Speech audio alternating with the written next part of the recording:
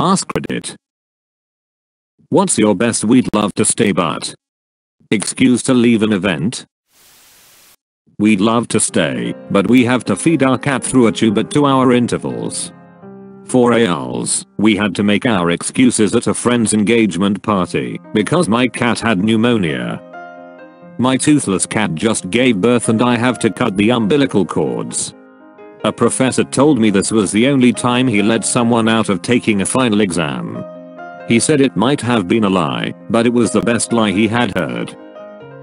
My husband and I once told his friend, who was a guest in our home, that we had to leave because my brother's car died and he needed to borrow our jumper cables. We finally got him and his date in their car, so we made a loop and came back home to find them still there in our driveway. We pretended we forgot something, got it and left again. We drove back by our house about 20 minutes later and they were still there. It was over an hour later when we finally got to go back home. We'd love to stay, but we wanna go home and bang instead. Oh, John, you're so funny. No need to leave if you want to bang. Brazzers. Always have a plan before you go. Preface the acceptance with, well, I can't stay because this, but I'll come by for a while. Then, if you're having fun and want to stay, you can act like you worked something out for this and now you can stay. I always do this. I fooled people into thinking I'm a very busy person too. I can't stay because of this. Did you just say this? We'd love to stay, but I have got to go feed our dog. You don't have a dog? Well, we are gonna go get one. I thought you were severely allergic to dogs. I got over it. If you don't want to be here, you can just tell me. No. We'd love to stay, but the dog's gotta eat. It's getting late. I have work tomorrow. I have to wake up early tomorrow. It's 2 p.m. My workday starts at 3 p.m. and I need 25 hours to recover from this awful game of Scrabble. I, like many others suffering with the condition, can sense a migraine coming on minutes before it hits. If I can get to my medicine and darkness within the next few minutes, I'm solid. So I occasionally say I need to go right now, or I will have a debilitating migraine and throw up everywhere. It cuts out the long, drawn out goodbyes and people don't argue. My home alarm was triggered, and I need to go back to make sure everything is okay. Never used this myself, since I don't own a home or a security system, but I heard someone use this once and thought about how great an excuse it was.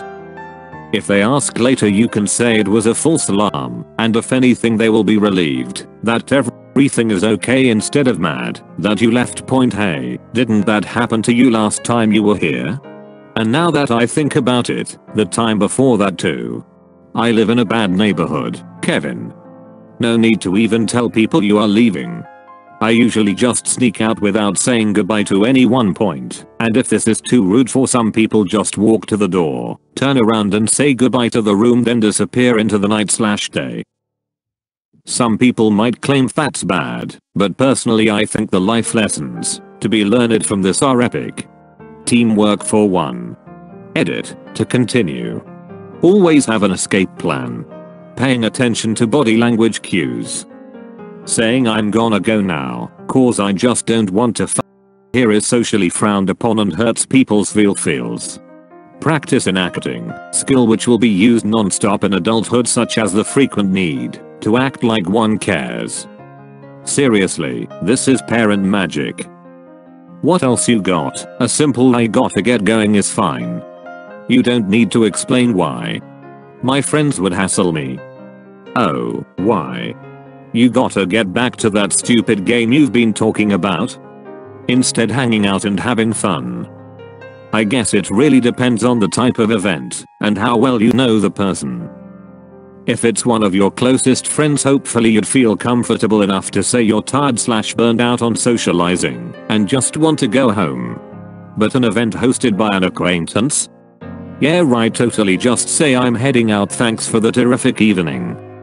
I'm really sorry, but I have to go take a crap. I've used this one and they've told me to use their bathroom. Guess they didn't understand I prefer my own toilet. It's cool, you SARS. Neither of us want that, trust me. I say an alert came in I have to look at. One of the few pluses of being a red security analyst. I can just look at my phone and don't have to provide details because I signed a confidentiality agreement and can only work on the alert in an isolated place. If the person I flaked on tries to follow up in 30 minutes or so, I can say that it's snowballing into something else and I have to focus and do overtime, etc. It helps to pepper in little comments throughout my visit, well before the excuse about how me hanging out with them is one of the few days I got off, etc. Going to the restroom, be right back. Or alternatively, going to get another drink, be right back. I never go back. One of my good friends started to catch on. I was pretty confused recently when she hugged me and said goodbye the last time I said I had to pee. I really did just have to pee. If you actually do that, it's pretty lame to the people you're out with, lol. I think people are going to assume you fall asleep drunk in the bathroom at least once a week. I usually just say I had a long day, and if I stay any longer my conversational skills will be reduced to yawns. People get tired, that's perfectly understandable. On the other hand, when I'm somewhere I no longer want to be due to some unpleasant reason, I say got to go, need to cut my toenails or something equally unimportant. My roommate in college invited some girls over to a party in our dorm room one time. It was really just a few dudes chilling and drinking some beers. When the girls finally showed up they came in and looked around and the one said, "I'll be right back, I have to go tie my shoe," so all three of them walked out and my friend looks at us and says, "Bro, she was wearing sandals."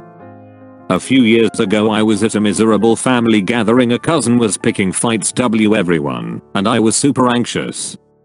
So I hid in the bathroom for like half an hour and heard my dad finally ask if anyone had seen me.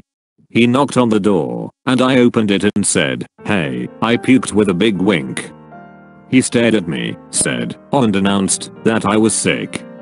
Me and my parents split and spent the rest of the night eating pizza and watching 30 Rock. I have diarrhea.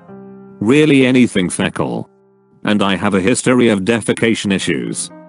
But I have no shame of pooping in strange places myself, but this is almost as ingrained a feat as arachnophobia or fear of heights and people. I play off this fear to excuse any and all actions of mine when I want to leave somewhere. My dog is the best excuse for everything. Oh, we need to get back and feed him, or we shouldn't really leave him alone much longer. Dude's got issues. None of our friends care quite enough to keep a list of those issues in their heads, but are understanding that he's the closest thing any of us currently have to a kid. I have to go water my goldfish. Believe it or not. I say I'm going to leave, thanks for inviting me. Works every single time. If you're British it's really easy, just slap your knees, stand up and say, "Right, I'll have to get off now, thanks for having me." The people you're with, if they are also British, will most likely be too polite to question your reasons for leaving. If they do, I'll usually use my dog as an excuse. "Oh, he hasn't been out yet today, and he had an accident last week when he got left alone for too long." Not only will most people not want to question you looking after your dog, you're likely to get a few awards too, which makes you look 100% not like a bellend.